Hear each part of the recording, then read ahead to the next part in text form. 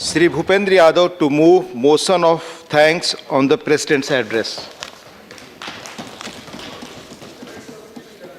सम्मान्य उपसभापति महोदय, मैं महामहिम राष्ट्रपति जी के अभिभाषण हेतु निम्नलिखित प्रस्ताव कृतज्ञता का प्रस्ताव रखता हूं। राष्ट्रपति जी ने 31 जनवरी 2020 को संसद की दोनों सभाओं की सम्मिलित बैठक में जो अभिभाषण दिया है, उसके लिए राज्यसभा के वर्तमान सत्र में उपस्थित सदस्य महामहिम राष्ट्रपति जी के प्रति अपनी कृतज्ञता अर्पित करते हैं। अब आप बोल रहे हैं इस विषय पर। जी, हाँ। माननीय उपसभापति महोदय, माननीय राष्ट्रपति जी का अभिभाषण किसी भी सरकार का संकल्प, योजना, कार्यपद्धति और दर्शन को प्रस्तुत करती है। प्रधानमंत्री माननीय नरेंद्र मोदी जी के नेतृत्व में 5 वर्ष का एक सफल कार्यकाल पूरा करने के बाद जनता ने इस सरकार को पुनः जनादेश दिया और विगत 5 वर्षों में जिस मजबूत नींव को रख करके भारत आगे बढ़ा है, उसको इस सदी के मजबूत भारत के रूप में आगे बढ़ाने के लिए सरकार ने इस अभिभाषण के माध्यम से अपना संकल्प रखा है। और मजबूत भारत बढ़ाने का अर्थ है एक ऐसा भारत जो पुरातन संस्कृति से जुड़ा हुआ हो, पर वो 21वीं सदी के अनुकूल भी हो। एक ऐसा भारत जिसमें पुरानी समस्याओं का समाधान हो तो विकास की नई इबारत भी खड़ी की जाए। एक ऐसा भारत जिसमें गरीब, दलित, महिला, युवा, आदिवासी, पिछड़े, अल्पसंख्यकों को आगे बढ़ने के अवसर, हर क्षेत्र का विकास करते हुए विश्व मंच पर भारत को ऊंचाइयों पर पहुंचाया जाए। और मैं ये कहना चाहूँगा कि सरकार ने अपनी नीति, नियत, कार्य योजना और कार्य पद्धति में समाज के सभी वर्गों को आगे बढ़ाने का काम किया है। अभी हाल ही में देश में विशिष्ट सेवाओं के लिए पद्म पुरस्कार दिए गए और 2014 के बाद हमें देखने में आता है कि देश में जो पद्म पुरस्कार दिए जाते हैं वो किन लोगों को दिए जाते हैं। मैं कुछ नाम आपके सामने कहना चाहूँगा।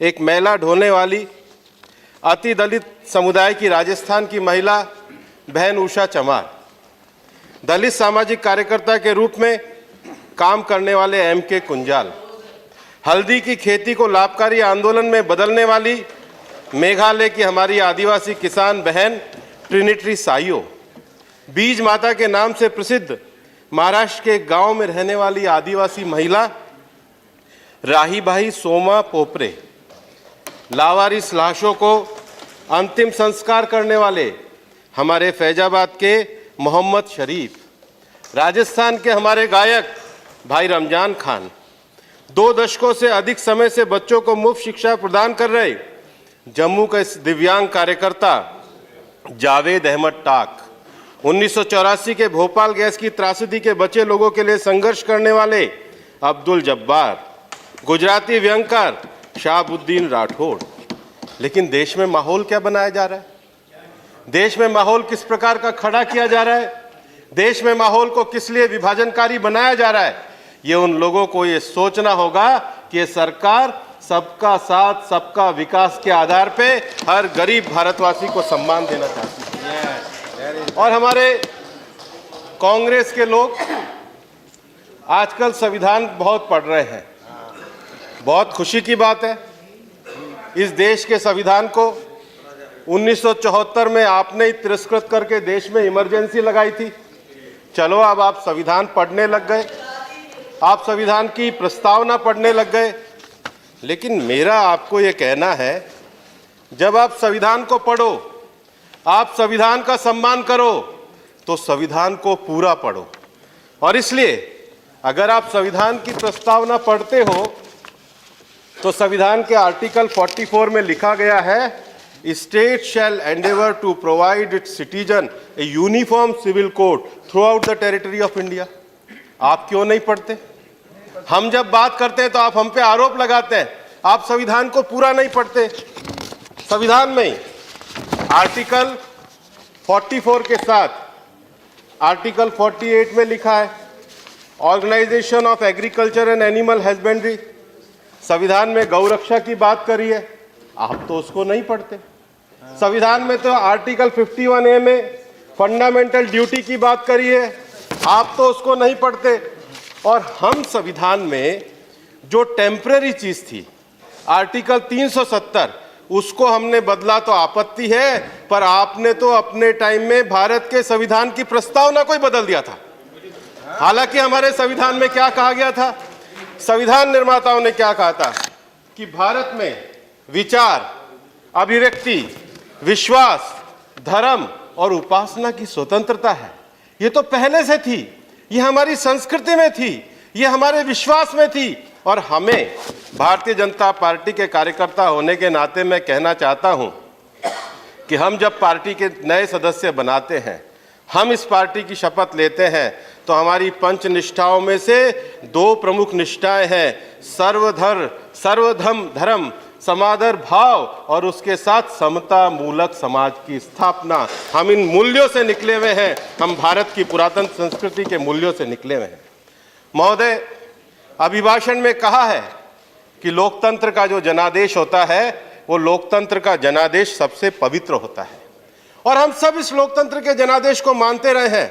1952 के पहले चुनाव में हमारी पार्टी ने चुनाव लड़ा, हम हर बार हारे। 1990 में हम पहली बार अधिकृत रूप से विपक्ष की पार्टी बने, हमने कभी लोकतंत्र के ऊपर उंगली नहीं उठाई, हमने हमेशा लोकतंत्र का सम्मान किया। लेकिन आप क्या कर रहे हो 5 साल से? आप लोकतंत्र के जनादेश पे ईवीएम पे प्रश्न उठा रहे हो। हम तो कभी नहीं उठाते, हम तो कोई चुनाव हारते हैं, कोई जीतते हैं, हम तो चुनाव आयोग की मर्यादा को, हम तो चुनाव कराने के निष्पक्ष तरीके को हम हमेशा मानते हैं। पर आप जब हारते हो तो आप लोकतंत्र पे भी उंगली उठाने से नहीं चूकते। और लोकतंत्र में आप किस प्रकार का विरोध करते हो, मैं आपको बताना चाहता हूं। हमने किस प्रकार के लोगों को अवार्ड दिए, वो लिस्ट मैंने पढ़ी है। लेकिन आपने हमारी सरकार आने के बाद किस प्रकार से काम किया।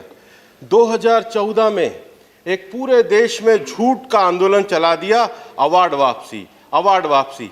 क्या हुआ भाई, ये देश में तो सबकी अभिव्यक्ति की आज़ादी है। 2015 में जवाहरलाल नेहरू यूनिवर्सिटी में अभिव्यक्ति की आज़ादी के नाम पर बच्चों से क्या कहलवाया, आपकी पार्टी के नेता वहां पर गए, लेकिन देश तो वहीं रहा, नौजवान वहीं तरक्की करते रहे।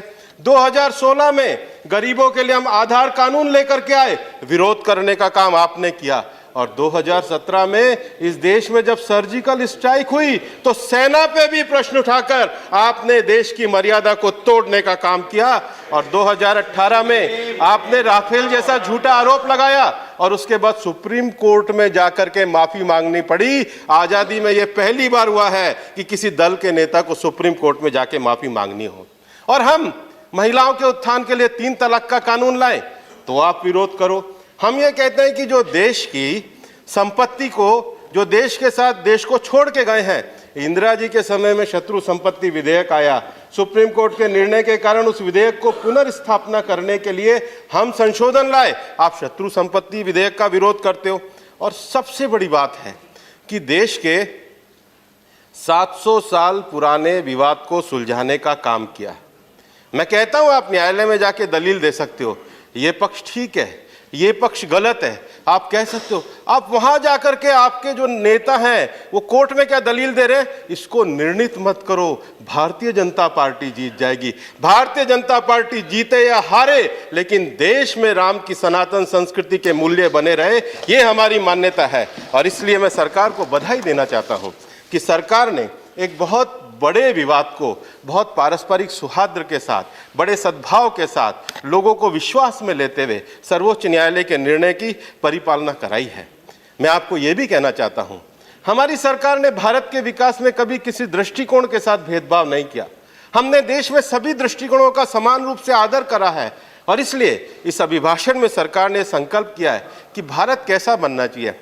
महात्मा गांधी के स्वराज का भाव होना चाहिए, जवाहरलाल नेहरू के आधुनिक भारत का दृष्टिकोण होना चाहिए, सरदार पटेल के एक भारत श्रेष्ठ भारत की कल्पना होनी चाहिए, हमारे दीनदयाल जी के अंत्योदय का लक्ष्य होना चाहिए, तो राम मनोहर लोहिया जी के समता मूलक समाज का ये सपना सबको साकार करना चाहिए। और 5 साल में माननीय प्रधानमंत्री नरेंद्र मोदी जी के नेतृत्व में उसको लेकर के चले हैं। यही कारण है कि 2014 में जितने वोट मिले थे उससे 4 करोड़ ज्यादा लोगों ने पुनः उनको चुनकर देश को चलाने का संकल्प हमको दिया है। महोदय, मैं आपके माध्यम से ये कहना चाहता हूं कि न्याय का महत्व तो वो लोग जानते हैं जिनके साथ अन्याय हुआ है। और इस देश में, ये जो देश है इसकी बड़ी परंपरा रही है, हमारा सांस्कृतिक गौरव बहुत बड़ा रहा है और इस देश के विभाजन को कोई इनकार नहीं कर सकता। आज हमारे विपक्ष के लोगों के द्वारा शाहीन बाग में एक आंदोलन चलाया जा रहा है। मैं विपक्ष के लोगों के द्वारा इसलिए कहना चाहता हूं कि हमारे कांग्रेस के बहुत बड़े विचारक और चिंतक श्री दिग्विजय सिंह जी वहां जाकर भाषण देकर के आए, श्री शशि थरूर जी वहां जाकर के भाषण देकर के आए, हमारे आप पार्टी के अमानतुल्लाह खान जो वहां के विधायक है उन्होंने वहां भाषण दिया। इससे यह सिद्ध होता है कि इस आंदोलन को कांग्रेस का, आप पार्टी का एक नैतिक समर्थन है, एक अप्रत्यक्ष समर्थन है। हो सकता है ये उनकी स्वतंत्रता और अभिव्यक्ति के अधिकार में ये विषय आता हो, लेकिन मैं इसके मूल विषय पर एक बात उठाना चाहता हूं और मैं पूछना चाहता हूं, मुझे ये बताइए, शाहीन बाग के मंच पर एक छोटी सी बच्ची के मुंह से अगर देश के प्रधानमंत्री और देश के गृह मंत्री के खिलाफ हिंसक बातें कही जाए और भीड़ उस पर ताली बजाए, उसका व्हाट्सएप बना के सर्कुलेट करे, तो आप ये तो बताइए कि स्वतंत्रता और अभिव्यक्ति के आज़ादी के दौर के नाम पे आप बच्चों के मन में किस प्रकार का जहर बोल रहे हैं? क्या आप उसकी निंदा नहीं कर सकते? दूसरा एक विषय मैं ये कहना चाहता हूँ, ठीक है, आप देश के राजनीतिक नेता हैं, आप उस आंदोलन में जाएं, पर क्या आपने उन लोगों को ये स्पष्ट किया कि भाई ये नागरिकता संशोधन कानून का आपकी समस्या से कोई लेना देना नहीं है? ये नागरिकता संशोधन कानून में आप जबरदस्ती कर रहे हैं। आप किसी और विषय पे बोले तो ठीक है, लेकिन आपने भी अपने कर्तव्य के नाते उसको ये स्पष्ट करने का काम नहीं किया। फिर उसके बाद क्या किया? फिर उसके Please, Mr. T. Rangarajan, please take your seat. Nothing is going on record. उसके बाद Mr. Rangarajan, you are a senior member. You are not supposed to intervene. Please. आपने एक और कदम आगे बढ़ाया। आपने आगे कदम बढ़ाकर अपनी राज्य सरकारों से भी प्रस्ताव पारित करा। ये तो शुक्र है, एक दिन कपिल सिब्बल जी बहुत ईमानदारी से कह बैठे कि राज्य सरकारों को इसको विरोध नहीं करना चाहिए। ये अलग बात है कि कांग्रेस के दबाव में अगले दिन 180 डिग्री बदल गए, पर सच्चाई यही है कि आपने वापस से संविधान पर चोट करने का काम किया है। और मैं आपको ये कहना चाहता हूँ, मैं पूछना भी चाहता हूँ, ठीक है, आपको शाहीन बाग में हमारे रंगराजन जी कह रहे हैं, ठीक है, भारत के सामने बहुत सारे ऐसे प्रश्न आए हैं, जब दुनिया के मानवाधिकार के प्रश्नों पर हम लोगों ने प्रश्न उठाए हैं, दुनिया के मानवाधिकार में जिन लोगों के साथ अन्याय हुआ है हम उनके साथ खड़े हुए हैं। एक समय था भारत तिब्बत के साथ खड़ा हुआ था, एक समय था जब श्रीलंका में जिन लोगों पे अत्याचार हुए हम खड़े हुए थे। दुनिया के देशों में जहां जहां अत्याचार होता है भारत को उसका नैतिक समर्थन है। मैं यहाँ ये पूछना चाहता हूँ इस सदन के माध्यम से, इतने दिनों से शाहीन बाग में आंदोलन चल रहा है, क्या किसी ने भी ऐसा कहा कि हमारे पड़ोस के इस्लामिक देशों में धार्मिक आधार पे जो अत्याचार होता है उसके लिए भारत सरकार को भी दबाव बनाना चाहिए? क्योंकि आप इस प्रकार की मानवता की बात नहीं करना चाहते, आप केवल राजनीतिक रोटियां सेकना चाहते हो। और भारत और पड़ोसी देशों में क्या अंतर है? मेरे बहुत अच्छे मित्र डेरिक, उन्होंने पार्लियामेंट में एक विषय कहा था, आप इसकी बात को समझिए फिर आप मुझे कहिए ये एंटी कॉन्स्टिट्यूशनल है। डेरिक ने भाषण दिया था 11 दिसंबर 2019 को, और मैं कोट करना चाहता हूं हमारे डेरिक भाई के भाषण को। उन्होंने कहा, my grandfather and his younger brother stayed back in India and the elder brother was in Pakistan, so we have the Oberoyans of India and Oberyn of Pakistan 1947. We are in touch. Now what happened? The Oberyn of Pakistan either left to Canada, England or Australia, or they married, they converted to Islam and they have gone, but the Oberoians of India, because of the power of our constitution, are still standing here. इसी को पूरा करने के लिए हम लोग ये कानून लेकर के आए हैं कि और किसी ओबेरॉयन को ना तो इस्लामिक बनना पड़े जबरदस्ती, ना देश छोड़ने को मजबूर होना पड़े। हमने शरणार्थियों को शरण देने का काम किया है। ये भारत की संस्कृति है, ये उदात्त सहिष्णुता की, मानवता की, ये भारत की संस्कृति है। हम अपने अड़ोस पड़ोस के घटनाक्रमों पे आंख मीच के बैठ जाएं, हम 23% आबादी 3% हो जाए हम चुप बैठे रहें, हम 30% आबादी अपना देश छोड़ने को मजबूर हो जाए हम चुप बैठे रहें, ये मानवता का तकाजा और ये भारत का तकाजा नहीं है। हमने भारत की संस्कृति को आगे बढ़ाने का काम किया है। और इसलिए आप खूब नारे लगते हैं, एनआरसी वापस लो, एनपीआर वापस लो, ये सरकार रजिस्टर बनाने आ रही है। महोदय, मैं आपके माध्यम से कहना चाहता हूं, इस देश के एक बहुत बड़े स्टालवर्ड नेता हैं, इस देश में उनका बहुत बड़ा संसदीय अनुभव रहा है, भारत के राष्ट्रपति जी भी बने, हम सब उनका सम्मान करते हैं, श्री प्रणब मुखर्जी जी। 2003 में वो इस संसद की गृह मंत्रालय की स्थायी समिति के चेयरमैन थे और जो 2003 में पार्लियामेंट की स्टैंडिंग कमेटी ऑफ होम थी, उसमें से कुछ वरिष्ठ नेता भी उस समय सदस्य थे। मेरे सामने आदरणीय मोतीलाल वोरा जी हैं, वो उस समय होम की समिति के सदस्य थे। कपिल सिब्बल जी उस समय समिति के सदस्य थे। अंबिका सोनी जी उस समय समिति के सदस्य थी।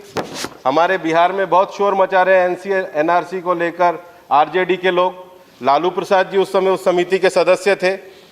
राम जेठमलानी जैसे जो बड़े वकील आज हमारे बीच में नहीं है, हम तो उनका बहुत सम्मान करते थे, उनसे वकालत सीखे, वो उसके सदस्य थे। इस समिति ने एक रिपोर्ट दी। समिति की रिपोर्ट में कहा, the proposed provision it makes it mandatory for a person to make an application for issue of a national identity card. The government however later on realized that provision as contained in the bill does not reflect clearly its intention to enumeration and the automatic grant of the national identity card. Hence there was no need for a person to make an application for the purpose. An application was required only in case of dispute. Accordingly, ये समिति का proposal था। वोरा जी मेरे सामने बैठे हैं। Accordingly, the government has proposed to change in subsection 2 of section of the proposed section 14A, which should read as under, the procedure to be followed in compulsory registration of citizen of India shall be such as may be prescribed. तो जो आप हमको कह रहे हैं, ये तो समिति की रिकमेंडेशन आपने दी थी और उसके बाद इतना नहीं किया। कांग्रेस की एक स्थिति रही है कि आपको ये लगता है कि सत्ता में आप हैं तो सब ठीक है, सत्ता में आप नहीं है तो सब खराब हो रहा है। उसके बाद सिटीजनशिप अमेंडमेंट एक्ट में अमेंडमेंट आया और ये अमेंडमेंट में क्या सेक्शन 14 है जो कमेटी ने कहा, तो अमेंडमेंट में क्या आया, issue of national identity card. The central government में compulsory register every citizen of India and issue national identity card to him. और ये कब आया, ये इंसर्ट कब हुआ, ये इंसर्ट हुआ 3 दिसंबर 2004 को और मनमोहन सिंह जी प्रधानमंत्री कब बने, 22 मई 2004 को। अब बताइए उपसभापति महोदय, आखिर हम देश में भरमाने की राजनीति क्यों कर रहे हैं? हम क्यों देश को बार बार बांटना चाहते हैं? हम क्यों देश को गुमराह करना चाहते हैं? और इसलिए मैं माननीय प्रधानमंत्री जी को बधाई देना चाहता हूं कि ये सरकार आने के बाद, इस सरकार आने के बाद जब हमने सबका साथ सबके विकास की बात करी तो हमने सबसे पहले देश के 115 पिछड़े जिलों को चुना जिनको हमने आकांक्षी जिला बनाया। उनको हमने पिछड़ा जिला नहीं कहा, उनको हमने एस्पिरेशनल डिस्ट्रिक्ट कहा। हमने कहा कि भारत अगर आगे बढ़ा है, हमारा ये क्षेत्र पीछे है, तो आप भी आगे बढ़ो। और हमारे जो 115 आकांक्षी जिले बने, क्या वो भाजपा के शासन के बने? ऐसा नहीं है। उसमें आंध्र प्रदेश का अगर कडप्पा जिला है उदाहरण के लिए, तो छत्तीसगढ़ का बस्तर जिला भी है। उसमें अगर हमारे मेघालय और मिजोरम के जिले हैं तो हरियाणा का नूह जैसा पूरा माइनॉरिटी वाले जिले को भी चुना गया है। उसमें आपको तो खुशी होगी कि केरल के वायनाड जिले को भी हम विकसित कर रहे हैं ताकि भविष्य में वो प्रिंसली स्टेट ना रह जाए। हमने तो अभी तक अमेठी जो था उसमें भी हम अब फैक्ट्री लेकर के आ गए हैं ताकि वो भी लोकतंत्र की अनुभूति के साथ विकास के रास्ते पे आगे बढ़े। और इसलिए हमने सारे जिलों को चुना है। हमने यहाँ पर वेस्ट बंगाल के लोग बैठे हैं, वेस्ट बंगाल में नदिया जिला है, दक्षिण दिनाजपुर है। तो ये क्यों चुने गए हैं? ये किसका संकल्प है? ये इस पूरे सदन का संकल्प होना चाहिए कि जो हमारे 115 जिले रह गए हैं वहाँ पर महिलाओं का स्वास्थ्य, वहाँ पर शिक्षा, वहाँ पर पीने का पानी, वहाँ पर उद्योगों का विकास, वहाँ पे पर्यावरण का संरक्षण, उनका विकास क्यों नहीं होना चाहिए? और इसलिए मैं ये कहना चाहता हूँ, मैं आपके माध्यम से सारे सदन को ये कहना चाहता हूँ कि राजनीति के इस दो मुहेपन को हमें बंद करना चाहिए। और अगर हम 115 जिलों में अगर हम मान लीजिए सबसे अच्छी बात रहेगी उसको आगे बढ़ाने के लिए हम पॉजिटिव रहें, हम सकारात्मक रहें। लेकिन मेरा ये कहना है कि अगर पॉजिटिव न भी रहो तो कम से कम पॉजिटिव बोल तो दो। अगर आप पॉजिटिव बोल भी ना सको, हमारे लिए हो सकता है राजनीतिक मजबूरियां हो, आपको नहीं अच्छा लगता हो कि पॉजिटिव बोले, तो कहीं पॉजिटिव लिख दो। आप सोचो कि लिखने से अगर ये स्थायी हो जाएगा इस रिपोर्ट की तरह, तो कम से कम लिखो भी मत, तो पॉजिटिव बातों का साथ तो दो। और अगर आप पॉजिटिव बातों का साथ भी नहीं देना चाहते हो तो कम से कम जो पॉजिटिव काम कर रहे हैं उनका मनोबल बढ़ाओ, उसका मनोबल तो मत गिराओ। और अगर इतना भी ना करो तो इस बात को तो समझो कि देश के 115 जिलों में सब गरीबों के हिस्से की लड़ाई हम लड़ना चाहते हैं, उसमें कम से कम बाधा ना बनो। इतना मैं ये कहना चाहता हूं। महोदय, हमने पुरानी समस्याओं को समाधान करते हुए विकास के नए रास्तों पर आगे बढ़ने का काम किया है। देश में लंबे समय से आर्टिकल 370 एक तात्कालिक धारा थी और हम जानते हैं कि जम्मू कश्मीर का जिस तरीके से विकास होना चाहिए था, जम्मू कश्मीर का विकास नहीं हुआ। जम्मू कश्मीर भी लोकतंत्र कहीं ना कहीं 3 परिवारों का बंधक बन के रह गया। लेकिन 370 को हटाने के बाद आज जम्मू कश्मीर में 4400 से ज्यादा पंचायतों के चुनाव शांतिपूर्ण तरीके से हुए, 300 से ज्यादा ब्लॉक डेवलपमेंट काउंसिल के चुनाव हुए। और परिणाम कितना होता है कि 2018 तक, फिर मैं कहूंगा 70 सालों में, कांग्रेस के हमारे मित्र कहते हैं भाई 70 साल मत बोलो, इसलिए मैं कह रहा हूं 2018 तक केवल 3500 घर प्रधानमंत्री आवास योजना में बने, पर 2 साल के अंदर अंदर उसकी संख्या बढ़ाकर 24,000 मकान प्रधानमंत्री आवास योजना के अंतर्गत बने। और इस बार जम्मू कश्मीर में सेब की पूरी खरीद करी नाफेड ने। हमने जम्मू कश्मीर के किसानों को फायदा पहुंचाने का काम किया।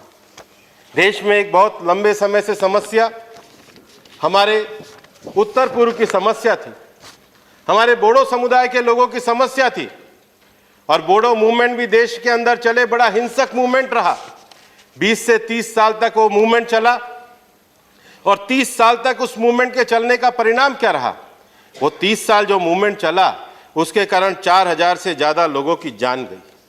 लेकिन मैं सरकार को ये बधाई देना चाहता हूं और विशेष रूप से अभिभाषण में जिन लक्ष्यों को रेखांकित किया है कि बोडो आंदोलन में बोडो समझौता करवा के सरकार ने देश के पूर्वोत्तर राज्यों में शांति और विकास के नए रास्तों को आगे बढ़ाने का काम किया है। और इसमें जो 4 बहुत बड़ी बातें हुई हैं, पहली, प्रधानमंत्री जी ने सरकार में आने के बाद अपनी एक्ट ईस्ट पॉलिसी को आगे बढ़ाया।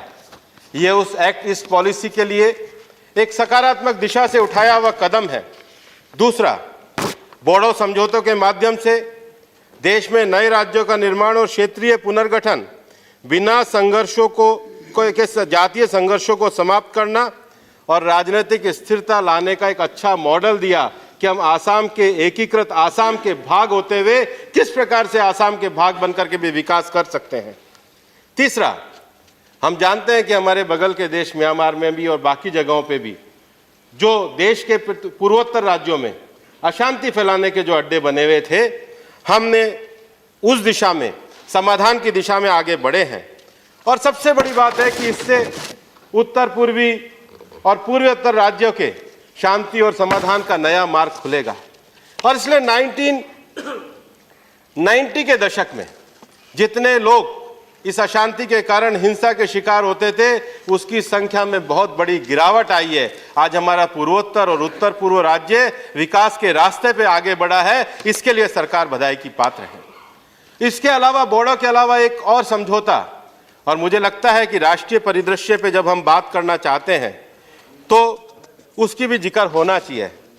ये जो हमारे ब्रू जनजाति है, जो मिजोरम और त्रिपुरा में दशकों के साथ समस्या थी, छोटी समाज होने के कारण कभी कभी दिल्ली तक आवाज नहीं आती थी, लेकिन सरकार ने ब्रू जनजाति का भी समझौता कराकर त्रिपुरा में उनके सेटलमेंट का विषय करके एक लंबी समस्या का समाधान करने का काम किया है।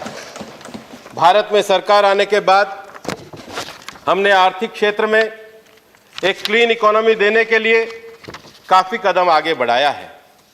एक नई इलेक्ट्रॉनिक पॉलिसी को लाए, ईज ऑफ डूइंग बिजनेस में आगे बढ़े, उपभोक्ता खर्च में वृद्धि करते हुए देश में व्यापार को आगे बढ़ाने का काम किया, कारोबार की सुगमता और पारदर्शिता को बढ़ावा देने का काम किया।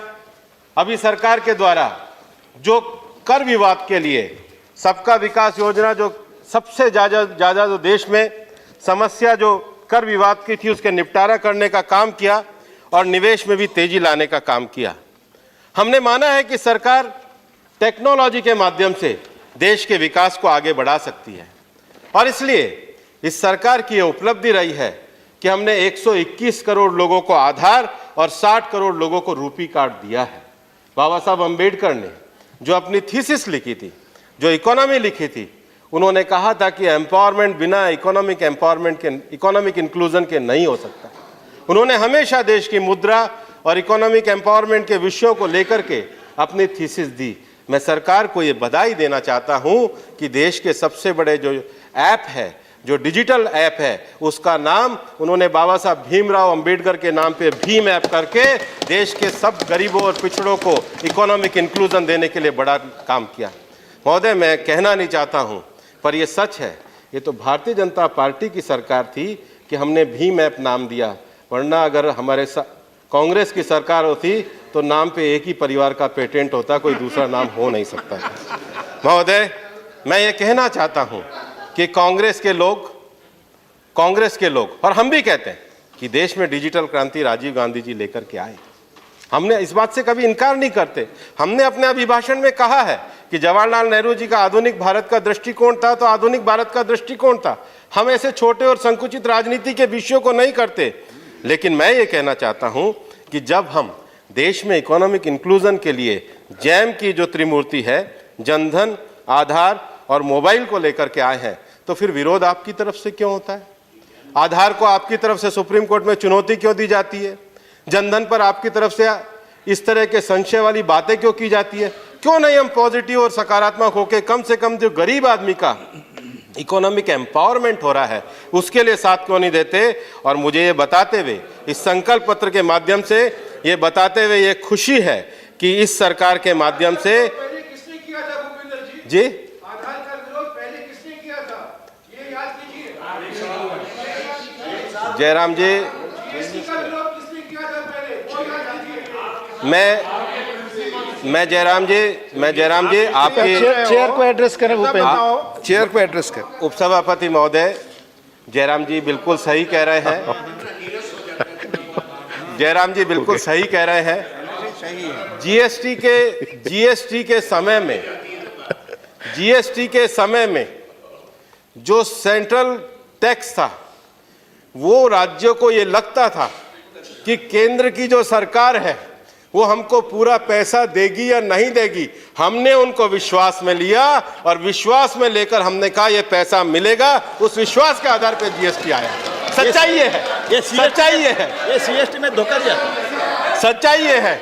और please take your seat, please take your seat. Nothing is going on record, please. आपका बजट में देंगे, समाधान करेंगे।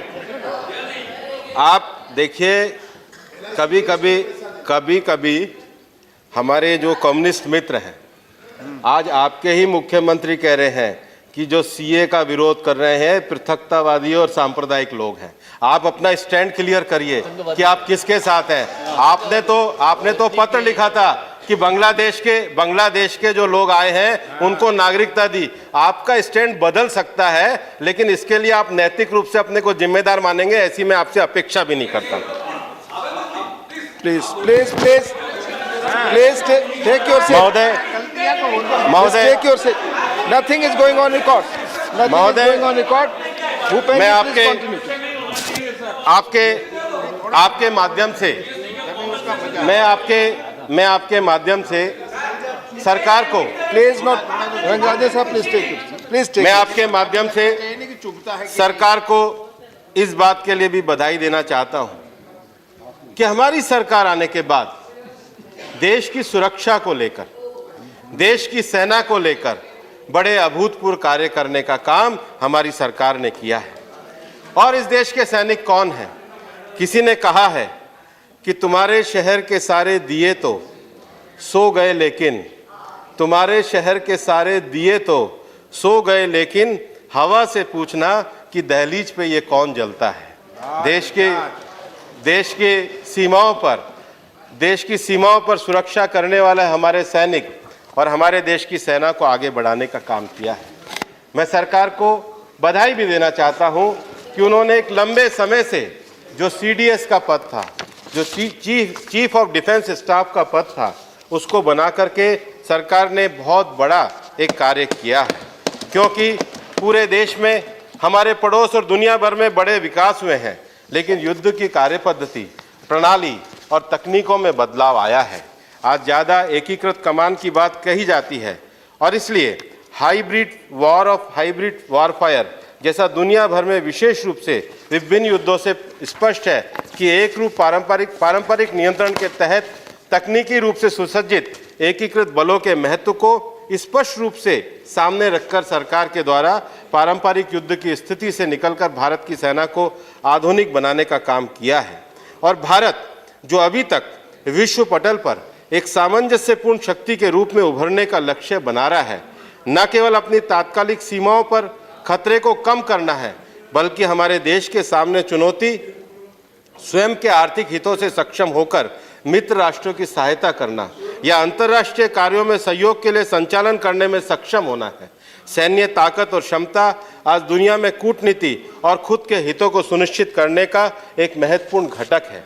और इसलिए मैं ये कहना चाहता हूं कि सीडीएस की नियुक्ति के लिहाज से हमारे देश के सशस्त्र बलों के एकीकरण के लिए एक बहुत बड़ा विषय कहा है। हालांकि सरकार ने इस एक राष्ट्रीय स्तर पर रक्षा मंत्री जी को सलाह देने के लिए एक व्यवस्था सरकार ने उपलब्ध कराई है, लेकिन भविष्य में भी missile force, cyber force, space states और स्पेशल फोर्सेस को केंद्र में रखते हुए दुर्लभ रणनीतिक संसाधनों को नियंत्रित करने और उसको आवश्यकता अधिकारित आवंटन करने के लिए सरकार ने बहुत बड़े रक्षा क्षेत्र में ये कदम उठाए हैं। और इसलिए मैं सरकार को ये बधाई देना चाहता हूं कि देश की सुरक्षा को लेकर के सरकार ने आगे कदम बढ़ाए हैं। महोदय, हम आज दिल्ली में भारत की राजधानी में रह रहे हैं। संयुक्त राष्ट्र संघ ने भी जो मिलेनियम गोल तय किए, उसमें उन्होंने सस्टेनेबल डेवलपमेंट के लिए शहरों के गोल तय किए और सस्टेनेबल डेवलपमेंट का जो गोल नंबर 11 उन्होंने कहा कि हमारे शहर ऐसे होने चाहिए जो इंक्लूसिव हो, समावेशी हो, सुरक्षित हो, सतत हो और उसके साथ ही साथ सस्टेनेबल हो। इसको देखते हुए दिल्ली में 2 मास्टर प्लान बने, लेकिन दोनों मास्टर प्लान बनने के बाद भी दिल्ली की समस्याओं का समाधान नहीं हुआ। दिल्ली में कांग्रेस की सरकार रही, लेकिन दिल्ली में कांग्रेस की सरकार ने केवल प्रमाण पत्र जारी करने का काम किया, स्थायी समाधान नहीं किया। उसका परिणाम ये रहा कि दिल्ली में 40 लाख लोग लगातार बिना पर्याप्त सुविधाओं के रहते रहे। लोगों को अपनी संपत्ति का सही मूल्य नहीं मिला, लोगों को बैंकों के लोन नहीं मिले, लोगों को पीने का साफ पानी नहीं बना, वहाँ पर सड़कें पूरी नहीं बनी, वहाँ पर सीवर पूरी तरीके से नहीं आया, वहाँ पर मूलभूत सुविधाएं नहीं मिली। हमारी सरकार ने आने के बाद दिल्ली की 1737 जो अनधिकृत कॉलोनियां थी उसको पूरा करके दिल्ली को दुनिया भर के सस्टेनेबल और मिलेनियम गोल के हिसाब से एक अच्छी राजधानी बनाने की दिशा में कदम आगे बढ़ाया। दिल्ली में आज बहुत ज़्यादा स्लम का एरिया है और इसलिए स्लम के एरिया में भी चूंकि लोग गरीबी के कारण जीवन जी रहे हैं, अपनी पूरी बात बना नहीं पाते। हमारी सरकार ने इस दिशा में भी काम को आगे बढ़ाने का काम बढ़ाया है और दिल्ली के जो अनधिकृत कॉलोनियों के विषय को आगे बढ़ाया है, उस नाते इस सरकार ने बड़ा काम किया है। मैं तो कहना चाहूँगा प्रधानमंत्री नरेंद्र मोदी जी को ये एक आशीर्वाद रहा कि उन्होंने अपनी सरकार में रहते हुए बहुत तेज गति से करतारपुर कॉरिडोर का निर्माण करके गुरु गोविंद सिंह के जो जन्म स्थान है उनके प्रकाश पर्व पे पूरा करके हमारे देश के सिख समाज को एक बहुत बढ़िया काम करने का अवसर उनको मिला, जिसको पूरा करने का काम उन्होंने किया है। और इसलिए सरकार के लिए एक और बधाई का भी विषय है कि सरकार ने इस वर्ष एक और सिख गुरु, क्योंकि सिख गुरुओं ने देश में समता का संदेश दिया, मानवता का संदेश दिया।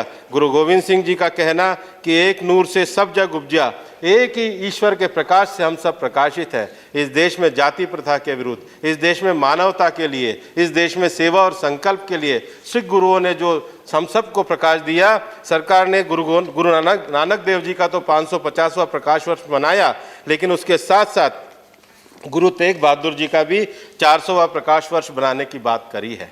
महोदय, हम जानते हैं कि कांग्रेस की स्थापना एक अंग्रेज A.O. ह्यूम के द्वारा की गई थी और जिस समय उन्होंने कांग्रेस की स्थापना करी थी, कांग्रेस केवल एक छोटा राजनीतिक संवाद का केंद्र था, लेकिन कांग्रेस को राष्ट्रवाद की धार देने वाले, देश में स्वराज्य का संकल्प करने वाले, देश को अपने स्वराज्य के आधार पे निर्माण करके देश में राष्ट्रवाद को हमारे को ज्ञान देने वाले और गीता के कर्मयोग शास्त्र को लिखकर जिन्होंने देश में राष्ट्रवाद के विषय को प्रखर रूप से जलाया है, आगे बढ़ाया है, उन लोकमान्य बाल गंगाधर तिलक की भी 100वीं जयंती को मनाने का संकल्प इस सरकार ने किया है।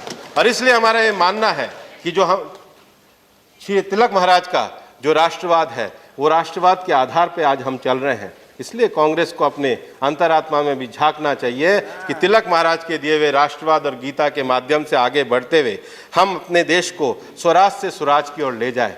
और इसलिए इस अभिभाषण में सरकार ने लोकमान्य बाल गंगाधर के जो 100वां जयंती मनाने का कार्यक्रम किया है, उसमें कहा है कि सरकार उनके सुराज के आदर्श पे चलते हुए कार्य संस्कृति में परिवर्तन, पारदर्शिता और जमीनी स्तर पर काम को आगे बढ़ाने का काम करेगी।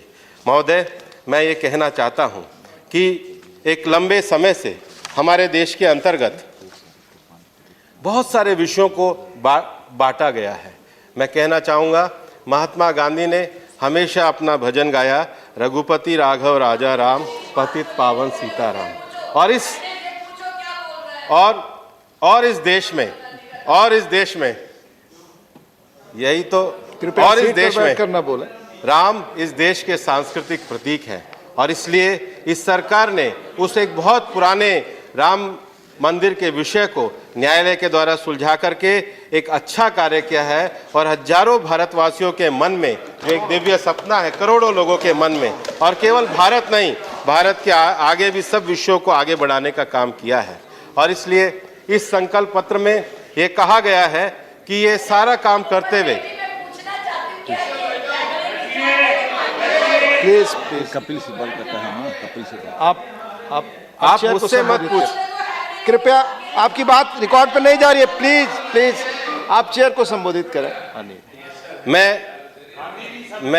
मैं ये कहना नहीं, एस उपसभापति महोदय, मैं ये कहना नहीं चाहता था, लेकिन मैं कह रहा हूं कि आखिर कांग्रेस इस बात का जवाब दे कि क्यों तो उन्होंने 70 साल में इस विषय को नहीं सुलझाया, और सुलझाने के लिए जब न्यायालय में ये विषय आया तो न्यायालय में तथ्यों पे आर्गुमेंट न करके क्यों पॉलिटिकल आर्गुमेंट करके मामले को उलझाने का प्रयास किया।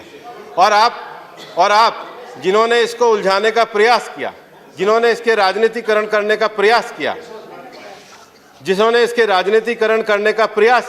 जिन्होंने कपिल सिब्बल जी का नाम क्यों करवा रहे हो मेरे मुंह से, जिन्होंने इसको उलझाने का प्रयास किया, जिन्होंने लगातार सारे विषयों को उलझाए रखा, वो स्वयं अपने आप में जागे। हम यहाँ पर देश को बनाने के लिए, पॉजिटिव बात करने के लिए यहाँ पर उपस्थित हुए हैं और इसलिए इस संकल्प पत्र में ये कहा गया है कि कर्तव्य पथ को पे ये सरकार आगे बढ़ती रहेगी। मैं सरकार को इस बात के लिए भी बधाई देना चाहूँगा कि सरकार के संयोजन में भारत के अंतरिक्ष कार्यक्रम आगे बढ़े हैं और भारत के अंतरिक्ष कार्यक्रम में मैं ये कहना चाहूँगा कि चंद्रयान 2 में जिस प्रकार से पूरे देश ने, इस देश के नौजवानों में ऊर्जा और तकनीकी के लिए एक उत्साह के माहौल का निर्माण हुआ, लेकिन उसके साथ ही साथ सरकार ने तुरंत चंद्रयान 3 की स्वीकृति भी करी है और चंद्रयान 3 की स्वीकृति के साथ साथ इसरो के माध्यम से गगनयान और आदित्य 1 मिशन को भी आगे बढ़ाने के संकल्प को इस सरकार ने किया है। महोदय, 2014 के बाद जो ये यात्रा चली है, इस यात्रा में देश के कृषि के क्षेत्र में, देश के टेक्नोलॉजी के क्षेत्र में, देश के विकास के क्षेत्र में, शासन में पारदर्शिता के स्तर में ये देश आगे बढ़ा है। बोलते हैं तो और इसलिए सबसे पहले ये हुआ है कि मैं करेक्शन के नाते 2020 में लोकमान्य तिलक महाराज की पुण्यतिथि का जो कार्यक्रम है उसको भी आगे बढ़ाते हुए, उस पुण्यतिथि जो 2020 में तिलक महाराज की है, सरकार ने आगे बढ़ाते हुए कर्तव्य पथ पर इस सरकार को आगे इस देश को आगे बढ़ाने का काम किया है। और इसलिए हमारी आप आलोचना करते हैं, करिए, लेकिन देश में कम से कम आपस में विभाजन का वातावरण मत करिए। आप हमारा विरोध करते हैं, करिए, पर लोकतंत्र में ईवीएम पर किसी प्रकार का प्रश्न चिन्ह मत लगाइए। आप राजनीतिक रूप से आप हमें पसंद ना करते हैं, मत करिए। आप राजनीतिक प्रतिस्पर्धा कर सकते हैं, पर देश में विकास का पॉजिटिव और सकारात्मक मार्ग करिए, क्योंकि हम ये तय करके आए हैं, चाहे हृदय को ताप दो, चाहे मुझे अभिशाप दो, कुछ भी करो कर्तव्य पथ से, किंतु भागूंगा मैं नहीं। धन्यवाद। धन्यवाद भूपेंद्र जी।